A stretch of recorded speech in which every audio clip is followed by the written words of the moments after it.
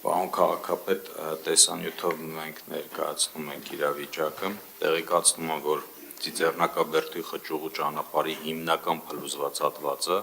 կառուցապատող Սահակյան շինփբ ընկերության կողմից ամբողջությամբ վերականգնվել է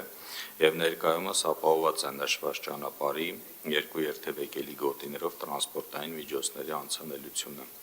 Միաժամանակ տեղեկացնում եմ, որ նշված ճանապարհի լիովին շահագործումը հնարավոր կլինի իրականացնել հարակից տարածքում ընթացող շինարարական աշխատանքներին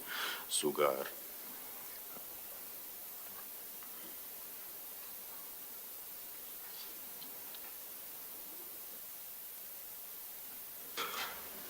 Մի փոքր հատվածն է մնացել, հա, ճիշտ եմ հասկանում, պարոն Խոջարյան։ Մի 10 մետր ոչ ավելի, պարոն քաղաքապետ, այստեղ երևում է կադրում, այդ վերջնամասն է,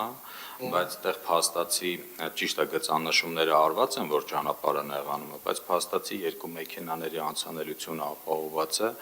եւ պիկ ժամերին երկու մեքենաները կարող են զուգահեռ անցնել ու այդտեղ խցանումները արդեն որոշակի կթեթևանան։